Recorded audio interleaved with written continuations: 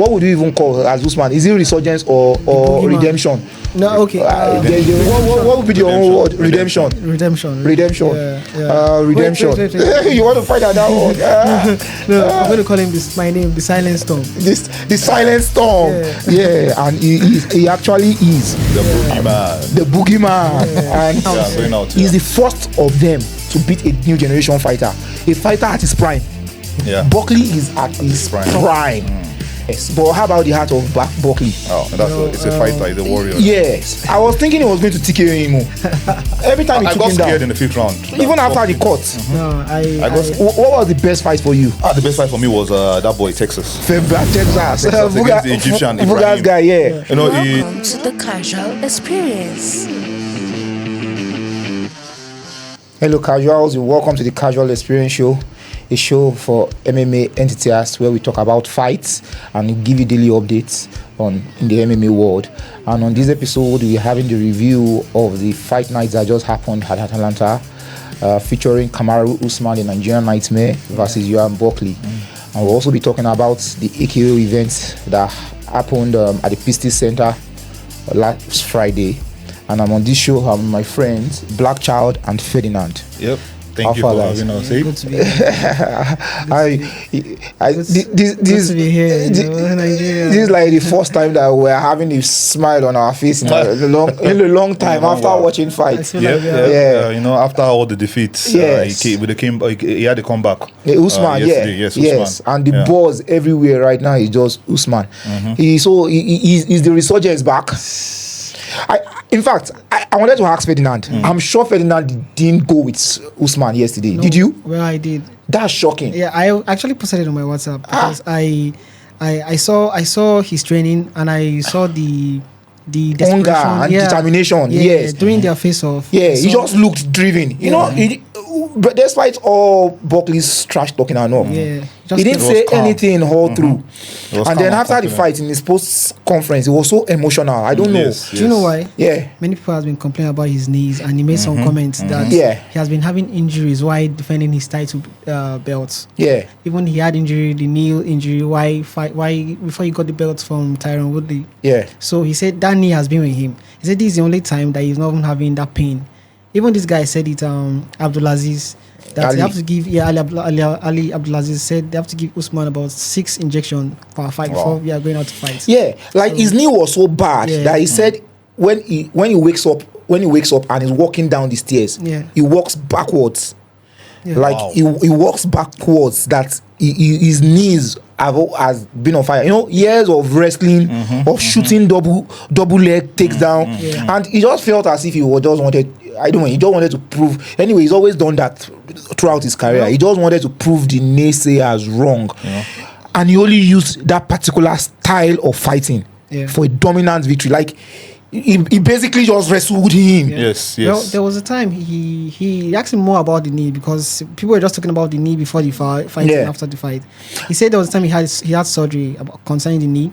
He was supposed to stay off wrestling for 8 months. Yeah. But he went to UFC 4 months after. Yeah, and I think aside he didn't heal properly. Yeah, aside the physical damage to his body over the years, I think he was going through some personal. Yes, he spoke about his daughter. He mentioned his daughter, but he didn't. Information. Yes, he didn't go into it. So I think he got emotional about that also. Yeah, he was not, and he kept crying, and they were like, I guess because I'm a girl's dad now. I'm this emotional, and that's one of the things why we love Usman. He wears his emotions on his sleeve because he's a fighter. Yeah. He doesn't have that fence around his emotions. He let it out, and at the same time being respectful. He was respectful to all the fighters. He was respectful to Joaquin Buckley. Even after the fight, he still hugged him and gave him some encouraging words, and he acknowledged that, man, that Buckley can fight. But Usman came with a strategy. I guess he didn't want to go into a boxing fight with do you know how explosive that guy is? You don't see the way he was jumping into punches. Like the 5th round. Yeah, he had to go all out. Yes, and he was toughing takedowns. But this is like the first time in a long time. Even the last time I saw Usman shoot a double leg takedown. A double leg takedown is different from a single leg takedown. He just grabbed the, and he shot from like half a distance, double leg. You mean it takes a lot and a lot of energy. He even said what actually inspired him more was when he fought Kamzat. Yeah, he said the guy can move from the middle of the that's how Kamzat shots and shoots. Yeah, so he, as a fighter, you learn from your. He took that fight on short notice, and he fought it at middleweight, and he still showed out. Yes. Watching this fight and looking at the odds and everything, I kept telling people that, man, don't sleep on Usman. Usman has never, even if he loses, you don't see him in bad fights. Yes. You never see him in a fight where he doesn't show out. And I just sensed that this guy, 19 months out, seriously, he's just going to prove a point.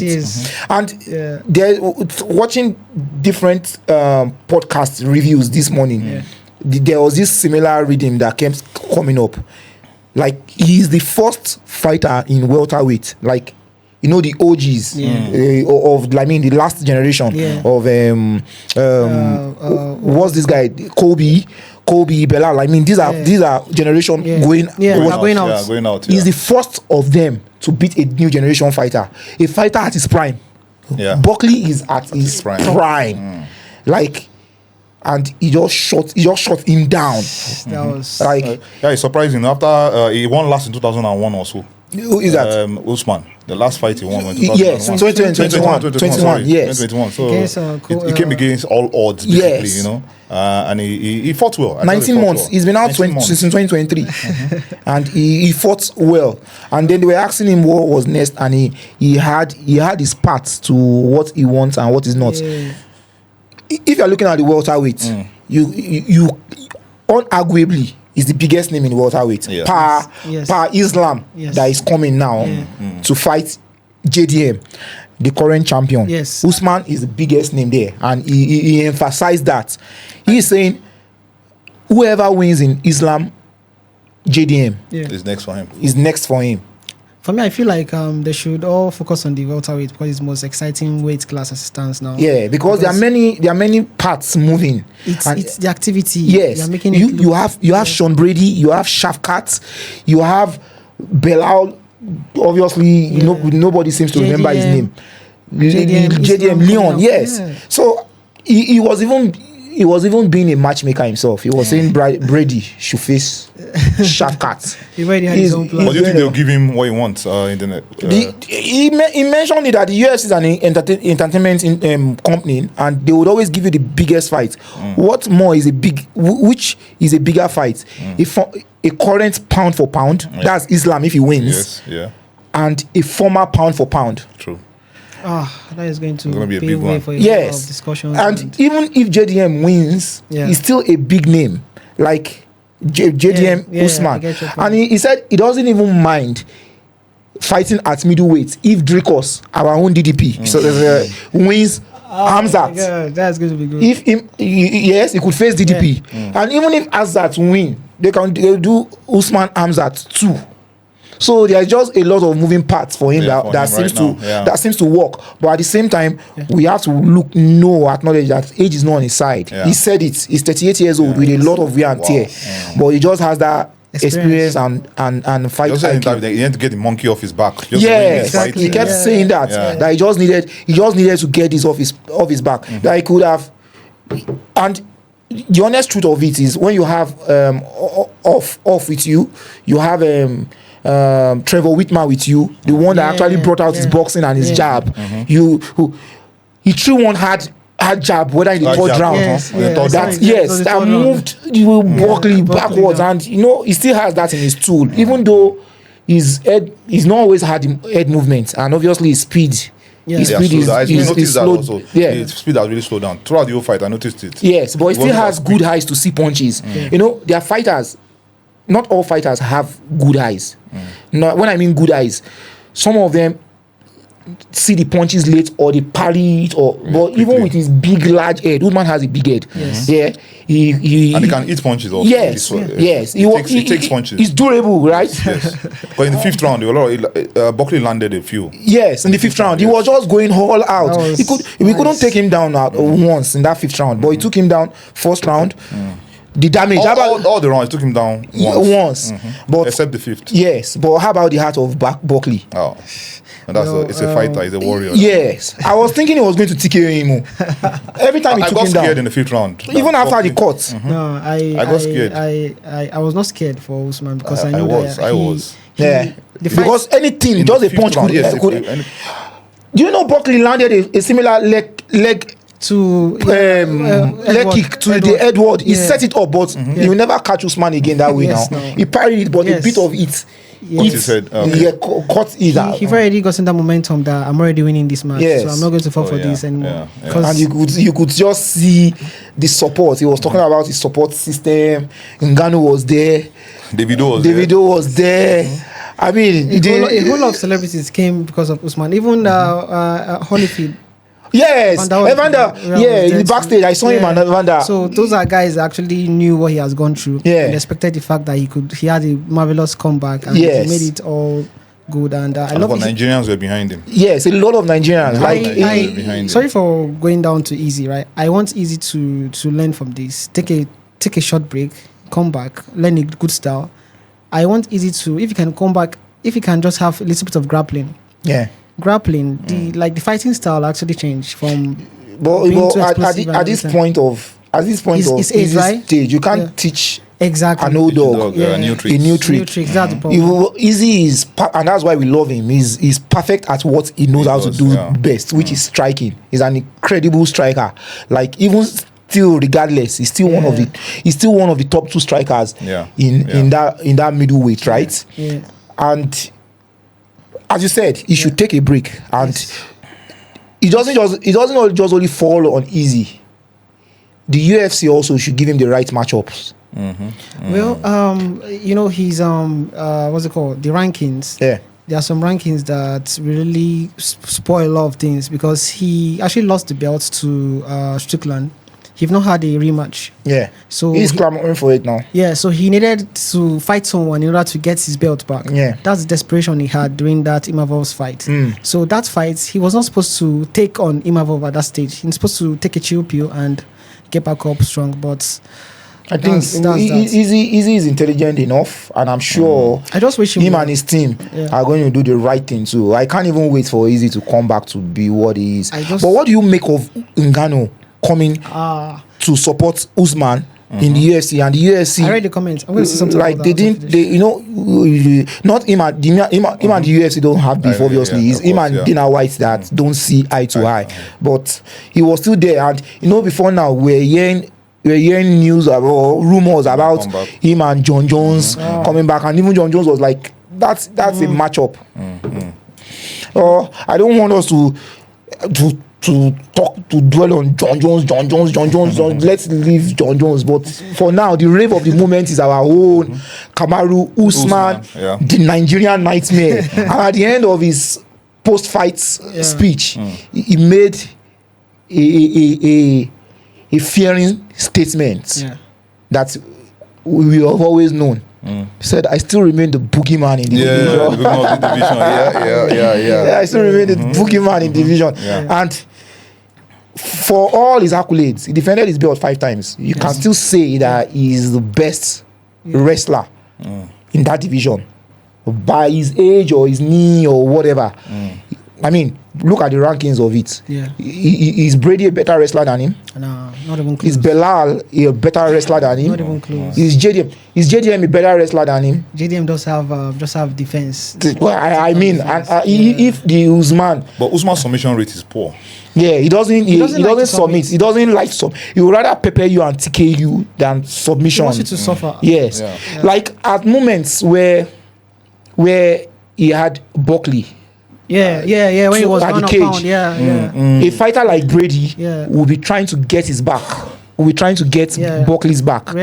Yes. But he doesn't care about that. All he wants to do is just pepper you with punches and until the referee step in. And he just looked mean. Like he looked different. After much more doubt from different people, even most of his training partners were telling him to retire. So he got to realize that, come on, since he believes in himself that he's a boogeyman, he had a lot to prove for people to know that I'm still here. So why are you guys complaining about the knee? So I love what he did. Yeah. What about Joaquin Buckley? What do you think about his ground game? Good for Joaquin Buckley. I feel he's not faced any wrestler of Usman's pedigree. No, he has faced Covington is a wrestler. Kobe Covington is a good wrestler too. The Covington he faced was he brutalized him. The Covington, in fact, when I was listening to a program, The Weasel, he was saying it that this generation going out now, the wrestlers in them, a prime Kobe Covington would beat this version of Joaquin Buckley. You know how Kobe fights now, but I just feel like when his recent fights, when you see him in the UK, you just know there is something is lost. Whether it's the intensity, whether there's just something lost, and this Usman that showed out yesterday reminds us of the Usman that dominated the welterweight. And in fact, us as Nigerians, as fight lovers, in fact, you cannot but just love what you saw. Yes, what we saw yesterday. Right. And he carried the whole card on his back yesterday. Yesterday, Togrose fought. Rose Namajunas fought. She fought Miranda Maverick, who are former sparring partner. And it was just an MMA all-out fight. In fact, in the second round, I think Miranda had her in a choke. Yes. Choke her, I was surprised that she didn't tap out before this. I was like, Bisbee was asking her that how tight was that. You could see the redness on her face. Rose, and she just tugged it out as usual. What do you call her? Togrose. Exactly. Yes. Togrose. Yes, Togrose. So that was Edmund Shadbazi fought Andre Petrosky to a decision. Cody Garbrandt, our own beloved No Love, also. She just retired. In fact, I don't know. He's about time. Because I started getting in deep in MMA when Cody had a rivalry with Dominic Cruz. So it beats my heart to see him just. Do you know why the rivalry was so tough? Yeah. Dominic Cruz, it's like he defeated Cody's best friend, something like that. Two of his friends, people he loved. Yeah. So and he felt DJ Dillashaw too. Dillashaw, TJ Dillashaw. I felt for those guys too. Yeah. So and I feel like sorry, you want no proceed. At that point, Cody Garbrandt was just being trained specifically. Yes. To beat Dominic Cruz is what I felt. Because if you want to see the best of MMA fights, you need to watch that fight, Cody Garbrandt and Dominic Cruz. You see the best of. See how he was showing off. I was weaving punch. You weave like six punch combinations, and he did like this. Did a Spanish bull thing that you can't touch me, and it was just. And so when you see Cody Garbrandt fight, we are still looking at him with that high, and now when he had this sword tattoo, new face tattoo. Now we're thinking that we're going to see a Mina. And that Raoni Barcelos, that man is such a wise man. At his age, he has perfected the art of continual shooting. If I don't take you down the first time, I'll keep shooting. He's just like the gamer. And the prelims now, we just had Paul Craig and Rodolfo Barreto. That fight, I don't know. What in fact, it was a poor fight. I didn't understand what happened there. What did they call it? Up kick. It's an up kick to a need opponent. Exactly. I saw that. I don't look. For me, I didn't take it as an offense. I think it was soft. You can't up kick in the UFC. There are rules. You can't up kick a need opponent, a grounded opponent. Like if your knees and fighters know that, and they play on the thin line of the rules. Okay. I mean, for me, one championship allows it. Yes. Rising allows it. Many promotions allows it. That if you're on the ground, if your opponent is coming towards you, you can throw an up kick. I mean, it's a form of defense. Yes. I don't know why the UFC keeps doing that. And fighters already know that and just try and tweak the rules. Yeah. See what happened with Aljamain Sterling and Peter Yan. That was what I was about to say. Aljamain intentionally He did that on purpose. Yes, and he got the belts. He got the belts. He just playing by I think he was smart about it. He was just smart. acting like a boy. Fighters in that moment, it's hard not to, like, I knock you down, I see you on the floor, it's Reflex. hard, and I see you coming towards me. It's hard not for me not to want to throw my leg to defend myself. Instinct.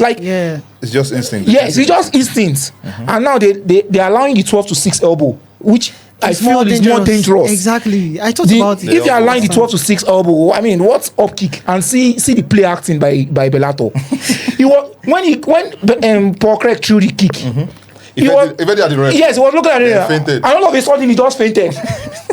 Someone that was talking to the ref. He was talking to the ref that see what So when you now realize that this is an up kick, I can take this win by disqualification. He just fainted. He fainted for like 30 seconds.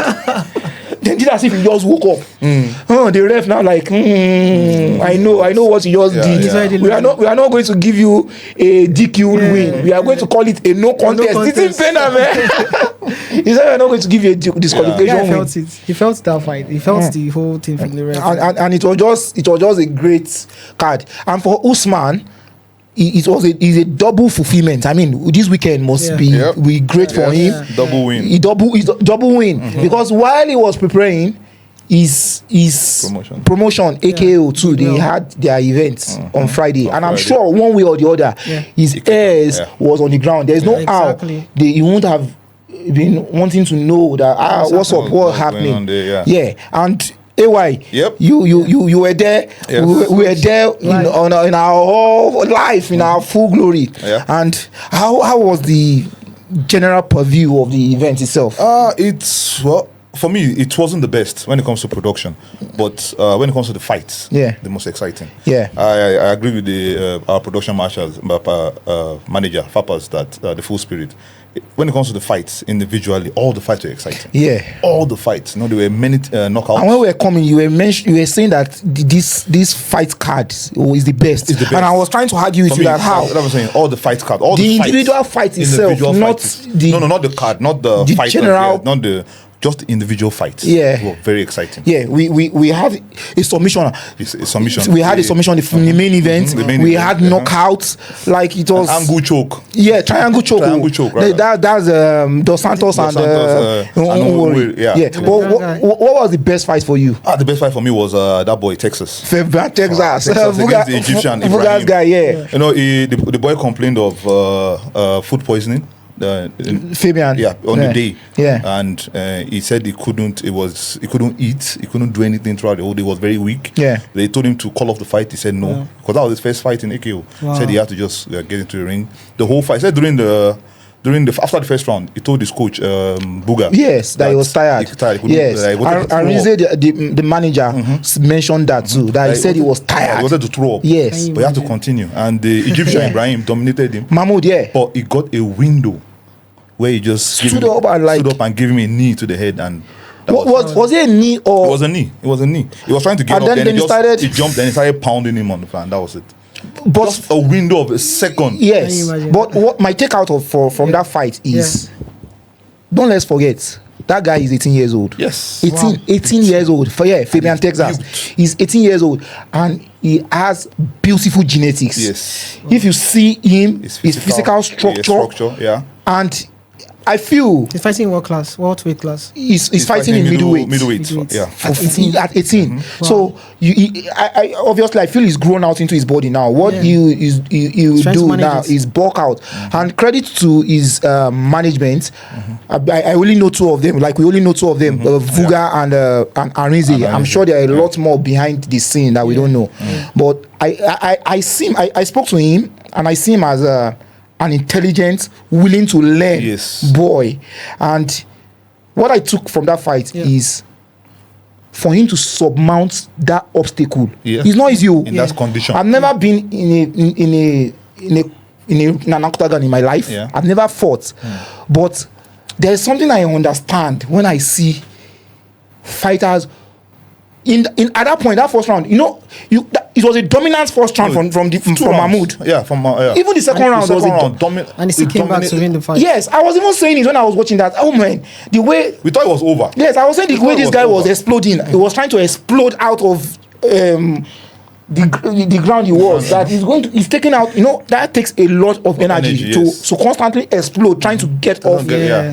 And your opponent is wise enough to lay his weight on you. 18 years old, coming up with such victory. And seriously, I could only imagine how the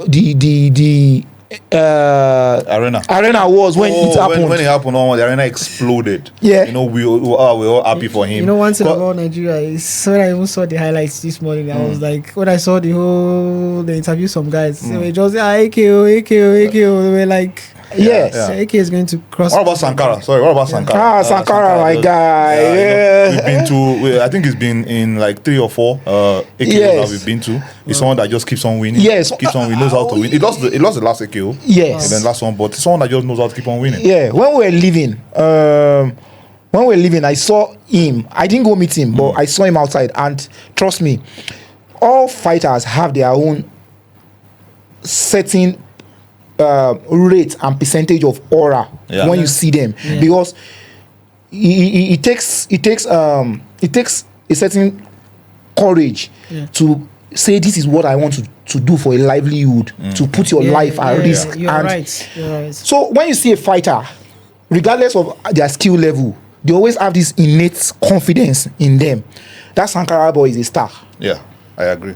And beyond AKO's promotions and their productions, I feel if they want to grow, there are some fighters that they should learn to culture. They should learn to culture, not hide them away, or maybe because of the limited number of fighters. But AKO is Africa, right? And they are bringing fighters. We saw fighters from Cameroon.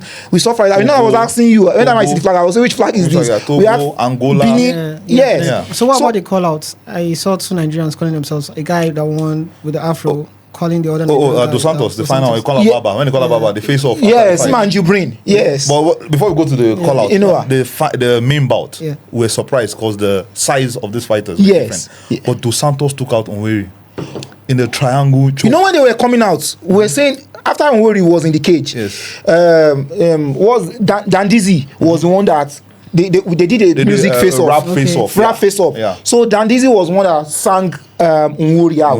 When Onweri was in the cage, I think it was I was saying that this guy looks big. When the other guy was coming, I'm like, man, he looks bigger than this Dos Santos guy. Could it be that they didn't measure the weights properly? No, the fighters, their rehydration and dehydration, they have their own technique to it, and that whole talk on himself. You see some of them, they fighting in welterweight. Blackchild is bigger than you, but both of you can be fighting in the same weight class. It depends on how he knows how to dehydrate himself, how he knows how to shed weight and rehydrate back. So in the Octagon, they are not always the same weight. You can actually tell. Like if you look at Usman and Buckley. Usman looks bigger than Buckley. Despite their height advantage. That was what we saw when Dos Santos was coming out. But it just shows that regardless, and this is a big goal for African fighting scene, to let you know that, man, we are leveling up. For you to in a main event of AKO, to submit your opponent with a triangle, a bigger opponent. When he locked the triangle, we were looking at the screen because someone was blocking us, jumping, and someone was telling me that it's going to. I said they were going to break out. I said he was going to sleep.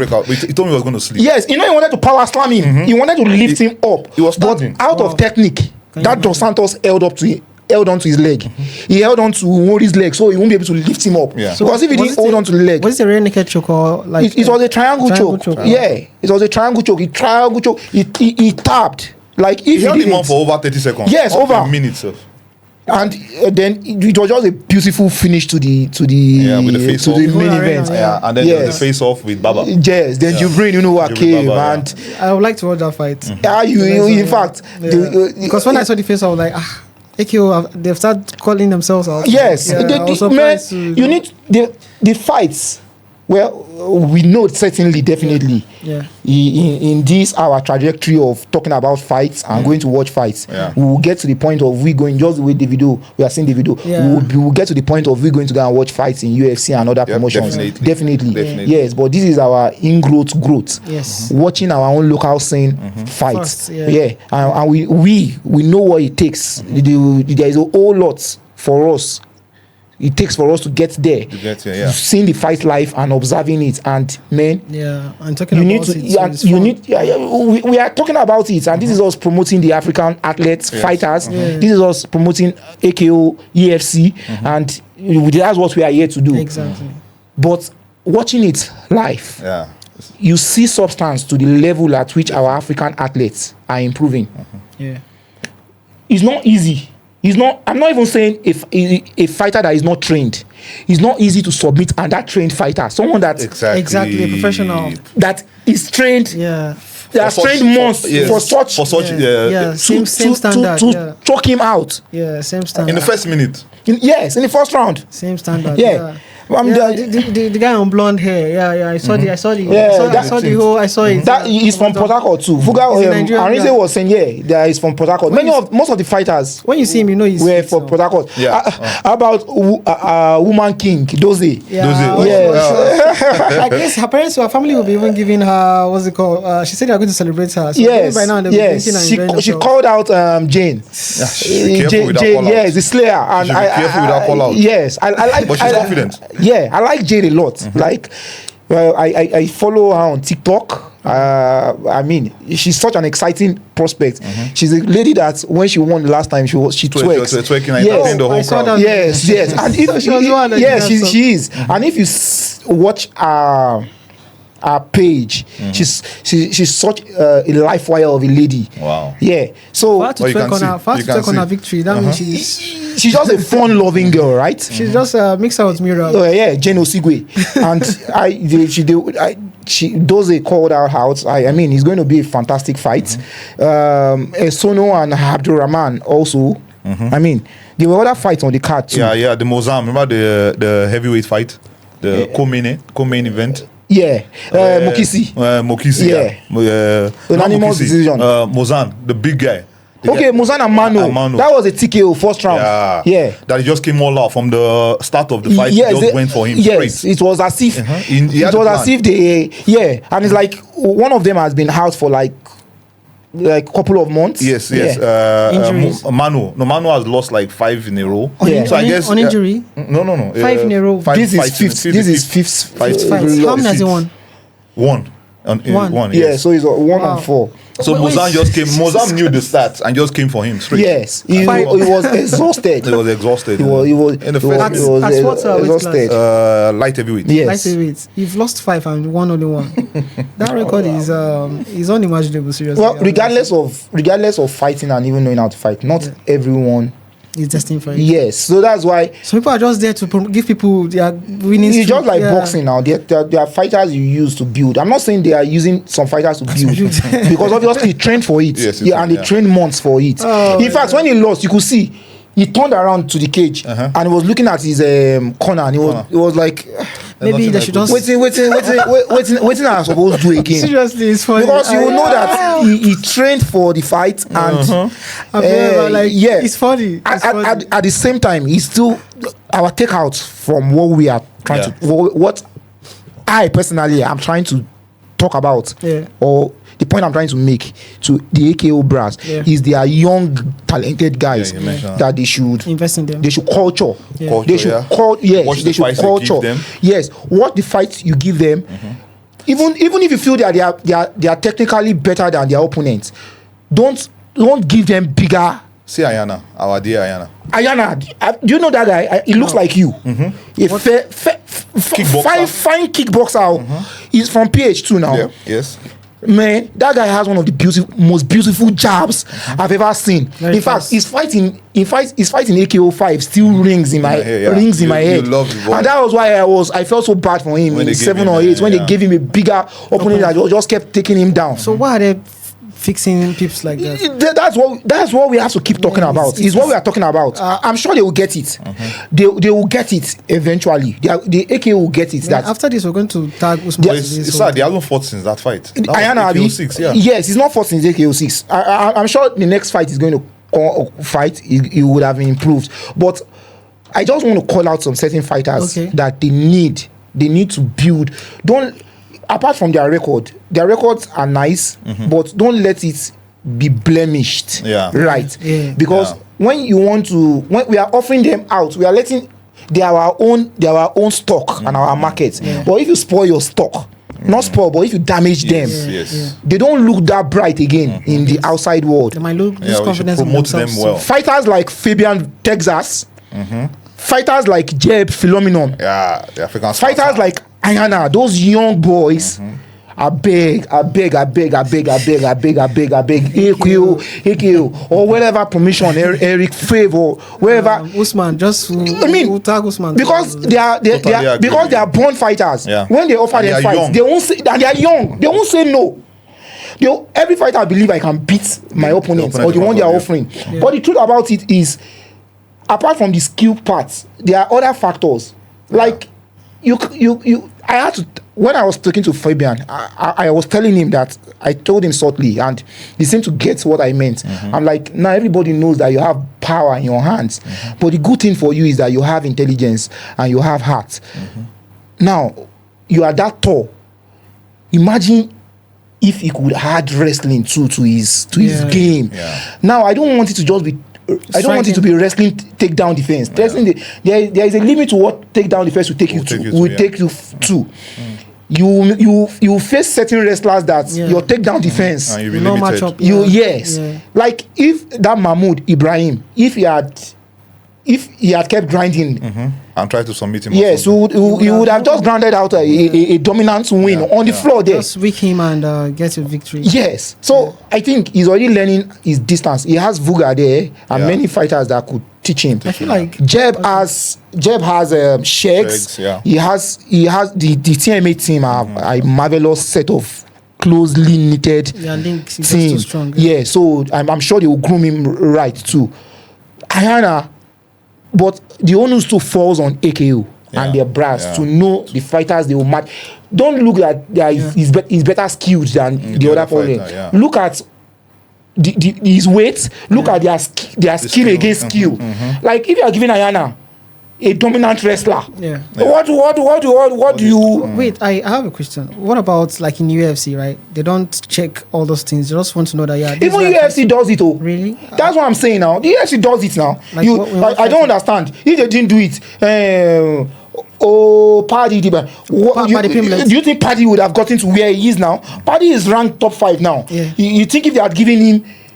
You think if they had given him even Iyatopoye then, you think he would have derailed his shine when Conor McGregor was coming up, despite the fact that Conor McGregor had his aura around him. Do you think if they had given him some certain fighters, they won't have beaten him? I feel like it was I feel like it's the division, your rankings. You don't just come from where you are to the top 5. Are you talking about the UFC? Yeah, like Conor. You just talk about Conor McGregor, right?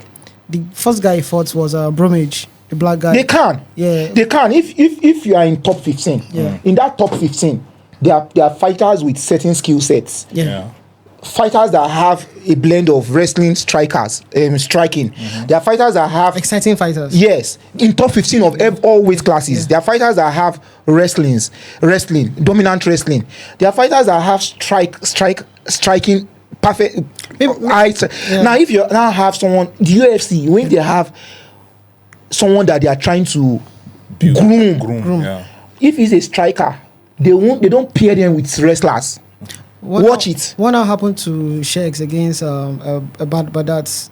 Because Shakes was not in the EFC. All of a sudden, none of them. The fighters here. He has no ranking in the EFC. This is it. My own opinion. The fighters here, none of them are contractually signed to any of the promotions. None of them are signed to Eric Favre. None of them are signed to AKO. None of them are contractually signed to ESC. I think they always give them a one bout contract because the AKO they don't churn out fight as regularly as the UFC that fights every weekend. That's another big so and it's good. It's good. It's supposed to be. It's good. They don't limit. They don't limit how much. They don't limit how much the fighter wants to fight. The truth of it. Yeah. The truth of it is, Sheikh still remains. I mean, he still remains the number one recognized name. Yes, in Nigeria, mixed martial arts. Local fighters, and we know that he's talented. We know he's a good kick boxer. The UFC were smart enough to give him. You know what I mean? If he wasn't a big enough name, they won't give him a title shot. Exactly. If he wasn't a big enough name, we won't even be talking about him right here. Yeah. If he wasn't a big enough name, we won't even be aware that the UFC had an event that had Sheikhs and Badats in. They could have given any other person. We won't have given him. Because they wanted to draw the Nigerian crowd. They wanted to draw the Nigerian audience, and which they did well, because we were supporting Sheikhs. I was even praying for him to win that fight. At least before the fight, when I was looking at their stats and I was looking at that guy. I don't know what's up. That guy looks bigger than Sheikh. Tremendously bigger than Sheikhs. I heard he shoots gun. Sheikhs is a bad guy himself too. Sheikhs is a bad man, and you could see the disappointment in his face. I mean, when he got when I saw him, you saw him change shirt. He obviously felt and sensed that he could win. Only if he could keep the fight standing, and they were all dry and all when the guy took him down. It doesn't take away from Sheikh's shine. You want to say something? Yeah, talking about Sheikhs, AKO, we're going back to AKO, of course. Yeah. AKO 10. We had in Abuja. Yeah. Talking about Sheikhs, he should be headlining that event. Yes, I'm sure he didn't take much damage in the last fight. There's no damage. Yeah, just it was a submission. So and first if they are bringing the fight, if AKO 10 and it's good, maybe they even bring the thing come Abuja. We've gone to Lagos 4 times in a row. Yes, we've been to Lagos 4 times in a row. It takes a whole lot from us, and it's just and it's just like we are in this. We are in this forever. Yeah. And regardless, and AKO is ours. That's why we don't have sponsors yet. We don't have sponsors yet. We don't have promoters yet. So we are doing it all by ourselves, and it takes a whole toll of us. Yes. Aside us, we clamoring for them to bring it to Abuja. They should just move it around. Yeah. That's why it's called a promotion. Yeah. The UFC moves their cards around. 50 states. Even ESC in South Africa, they move their cards around. Down to Mexico. Yes, UFC, we understand that Lagos is the commercial city in the country, right? Yeah. But they should move the card. They should move the fights around. They should. They've been to Abuja before. They once had it here in Abuja. Yes. AKO 5 was in Abuja. Yeah.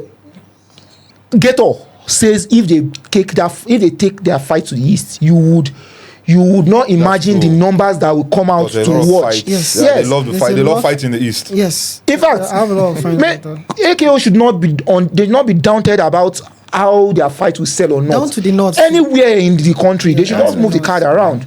And we are all here for it. Yeah. We are here for the ride. Yeah. And all together, at the end of all our discussion, in fact, not even the day, the week still belongs to Kamaru the number one, Kamaru, the Nigerian Nightmare, Usman. And you know, Usman still has the best, in my own opinion. Yeah. Apart from McGregor that does the billionaire work, he still has the best entrance. No entrance. Right. When they are calling out the name, that aura thing. He go waka to the center of the. I'm like this. But Buckley wanted to counter him when he came up. Yeah, Was going. For the past couple of fights, every fighter has been doing that. Yeah. Kamzat did that. When he was walking towards him, Kamzat came to the middle too and stopped him. When he was fighting Gilbert Burns too came. They always want to meet him at the center of the center. They felt like it's some fetish. It's not fetish. It's just intimidation now. Intimidation. I walk out from my place. Come meet you. Control down. Say you don't enter today. Regardless of whatever circumstances is going to happen this week, my week is already made already. Usman has made your week. Usman has made my week. What would you say about when they Usman and Fabian has made my week? What would you say about when they asked Usman about Bilal? I don't know if you watched that conference. Yes, now. He said, who?